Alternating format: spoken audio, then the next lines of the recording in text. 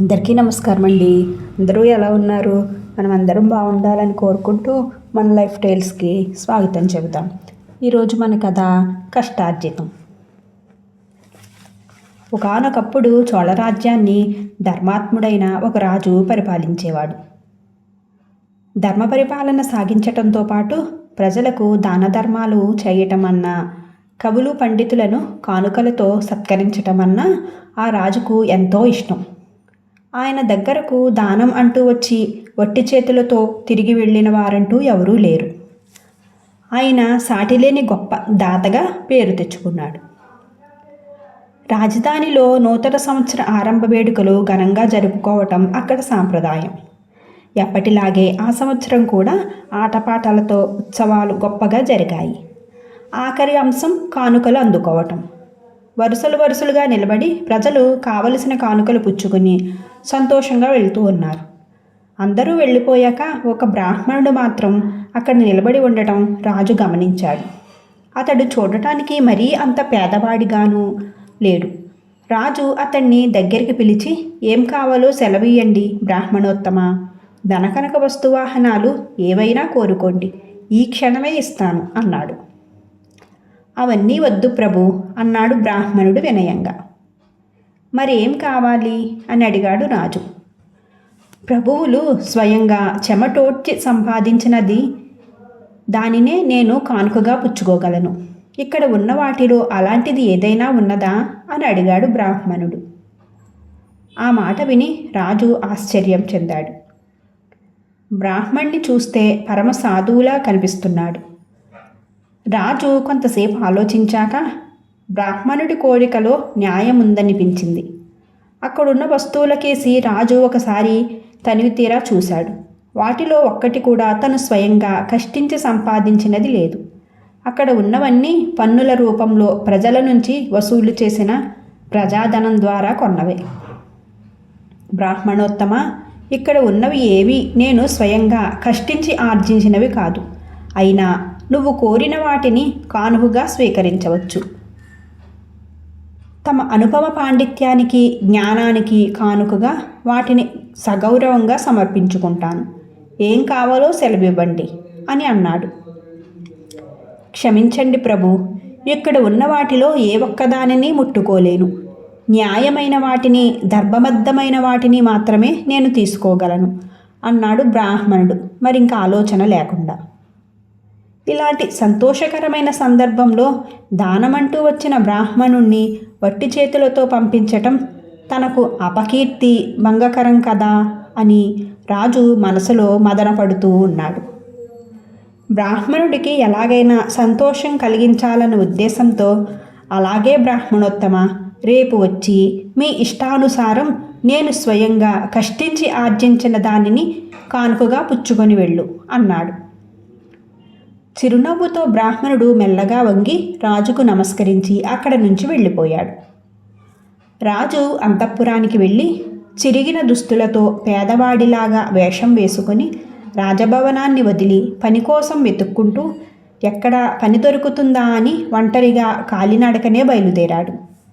ఎక్కడికి వెళ్ళినా ఎవరూ ఆయనకు చెయ్యటానికి ఎలాంటి పని ఇవ్వలేదు.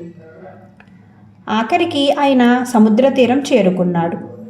అప్పుడే పల్లెకారులు కొందరు చేపవేటకు పడవలపై సముద్రంలోనికి వెళ్ళటానికి సిద్ధమవుతున్నారు. అయ్యా, నేను మీతో వచ్చి చేపలు పట్టడానికి మీకు సహాయం చేస్తాను అని అడిగాడు మారువేషంలోని రాజు. అయినా ఎవరూ ఆయన్ను వెంట తీసుకెళ్లటానికి ఒప్పుకోలేదు. ఆఖరికి ఆయన అక్కడే ఉన్న ఒక వృద్ధుడి దగ్గరికి వెళ్ళి ఏదైనా పని ఇవ్వమని మొరపెట్టుకున్నాడు.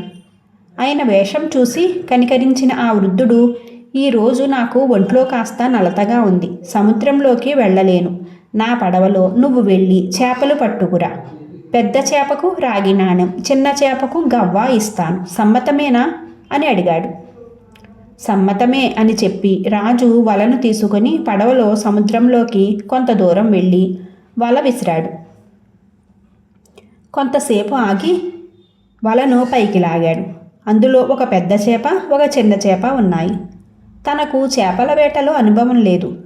రాత్రంతా సముద్రం మీద ఉన్న ఇంతకన్నా ఎక్కువ చేపలు పట్టగలనన్న నమ్మకం కూడా లేదు కనుక అప్పటికప్పుడే తీరానికి తిరిగి వచ్చి వృద్ధుణ్ణి కలుసుకున్నాడు. 2 చేపలను చూసి సంతోషించిన ఆ వృద్ధుడు చెప్పిన మాట ప్రకారం ఒక రాణి నాణం, ఒక గవ్వ ఇచ్చాడు. రాజు ఆ వృద్ధుడికి కృతజ్ఞతలు చెప్పి వెనక్కి తిరిగి వచ్చి రాజభవనం చేరుకున్నాడు. రాత్రంతా కాపలా కాసిన భటులు తెల్లవారుజామున ఆదమరిచి నిద్రపోతున్నారు. మరునాడు రాజు సభలో కొలువు తీరాడు. బ్రాహ్మణుడు రాజదర్శనం కోసం వచ్చాడు. ఆయన్ను చూడగానే రాజు, బ్రాహ్మణోత్తమ, గత రాత్రి నేను స్వయంగా శ్రమపడి ఒక రాగి నాణెం, ఒక గవ్వ సంపాదించాను. మీ ఇష్టానుసారం నువ్వు దానిని స్వీకరించు. ఇంకా కావాలంటే చెప్పు, ఖజానా నుంచి కావలసినంత ఇప్పిస్తాను అన్నాడు. వద్దు ప్రభు, అది ప్రజాధనం గనక దాన్ని ముట్టుకోవాలి అనుకోవటం లేదు. క్షమించండి. మీరు శ్రమపడి సంపాదించి తెచ్చిన దాన్ని పరమ సంతోషంతో పుచ్చుకుంటాను. ఇవ్వండి అన్నాడు. రాజు ఆ రాగి నాణెం, గవ్వ తీసి ఇచ్చాడు. బ్రాహ్మణుడు వాటిని ఎంతో ఆనందంతో పుచ్చుకొని కళ్ళకు అద్దుకుంటూ, ప్రభువులు చెమటోడ్చి సంపాదించిన ధనం ఇది. దీనికి వెల కట్టలేము. ఎంతో అమూల్యమైనది. ధర్మప్రభువులు చిరకాలం వర్ధిల్లాలి అంటూ రాజుకు మరొకసారి వంగి నమస్కరించి ఇంటికి బయలుదేరి వెళ్ళాడు. ఇంటి దగ్గర బ్రాహ్మణుడి భార్య 2వ రోజు రాజదర్శనానికి వెళ్ళిన భర్త ఎలాంటి విలువైన కానుకలతో తిరిగి వస్తాడో అని ఎంతో ఆసక్తితో ఎదురుచూస్తూ ఉంది. ధనంతో పాటు విలువైన కానుకలు తీసుకుని రాగలడని కలలు కంటూ కూర్చుంది. చిరునవ్వుతో భర్త రాగానే తప్పక విలువైన కానుకలే తెచ్చి ఉంటాడన్న నమ్మకంతో, ఏం తెచ్చారేమిటి అని అడిగింది. చాలా విలువైనదే తెచ్చాను. ఒక విధంగా ఎంతో అమూల్యమైనదే అని చెప్పాలి. ఎందుకంటే ఇలాంటి కానుక మన రాజ్యంలో ఏ ఒక్కరూ రాజు నుంచి పుచ్చుకోలేదు అన్నాడు బ్రాహ్మణుడు. అలాగా, ఏది చూపించండి మరి అని అంది తొందర పెట్టింది భార్య. బ్రాహ్మణుడు ఉత్తరీయంలో ముడి వేసుకుని ఉంచిన రాగి నాణెం, గవ్వ తీసి భార్య అరచేతిలో పెడుతూ, ఇది రాజు స్వయంగా కష్టపడి ఆర్జించినది. ఖజానాలోని మణిమాణిక్యాల కన్నా, స్వర్ణ ఆభరణాల కన్నా విలువైనది. ఎందుకంటే అవన్నీ ప్రజల నుంచి రాబట్టినవి. అది తేడా అన్నాడు ఎంతో గొప్పగా. ఏమిటండి ఇది? ఒక రాగి నాణెం, ఒక గవ్వ, వీటినేమో చాలా అమూల్యమైనవి అంటున్నారు. మీకేమైంది? వెళ్ళేటప్పుడు మామూలుగానే ఉన్నారు కదా అంటూ బ్రాహ్మణుడు భార్య కోపంతో వాటిని వాకిట్లోకి విసిరికొట్టింది. రాగి నాణెం ఉత్తర దిశగా, గవ్వ దక్షిణ దిశగా దొర్లుకుంటూ వెళ్ళాయి. భార్యతో పోట్లాడటం ఇష్టం లేక బ్రాహ్మణుడు మౌనంగా ఊరుకున్నాడు. ఆ తర్వాత ఎంతో ప్రశాంతమైన చిత్తంతో అనుదిన చర్యలతోటి దిగాడు. భార్య కూడా తమ గతి ఇంతే అని అనుకుంటూ ఇంట్లో పనుల్లో నిమగ్నమైపోయింది. ఇద్దరు రాగి నాణెం, గవ్వ సంగతి మర్చిపోయి రాత్రి భోజనాలయ్యాక హాయిగా నిద్రపోయారు. తెల్లవారాక ఆ బ్రాహ్మణ దంపతులు వాకిట్లోకి వచ్చి అక్కడి దృశ్యాన్ని చూసి ఎంతో ఆశ్చర్యపోయారు. రాగి నాణెం పడిన చోట బంగారు చెట్టు కనిపించింది. చెట్టు నిండా బంగారు నాణాలు. గవ్వ పడిన చోట వెండి చెట్టు. చెట్టు కొమ్మలకు, రెమ్మలకు వెండి నాణాలు. ఎంతో ఆనందంతో ఆ దంపతులు నాణాలు కోసుకున్నారు. బ్రాహ్మణుడు వెళ్ళి బంగారాన్ని, వెండిని అమ్మి ధనం తెచ్చాడు. రాజు నుంచి ఇంతవరకు ఇలాంటి కానుకలను ఎవరూ పుచ్చుకోలేదని నేను చెప్పాను కదా, చూసావా ఇప్పుడు అన్నాడు భార్యతో. రాగి నాణాన్ని, గవ్వని హీనంగా చూసినందుకు నన్ను క్షమించండి అని క్షమాపణలు చెప్పుకుంది భార్య.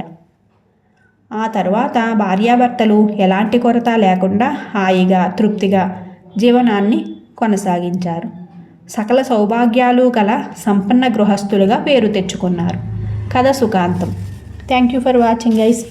ఫ్రెండ్స్, మన కథను లైక్ చేయండి. మీ సలహాలు, సూచనలు కామెంట్ చేయండి. ఇంకా ఇలాంటి మరెన్నో మంచి కథల కోసం మన ఛానల్ని విజిట్ చేయండి. Thank you.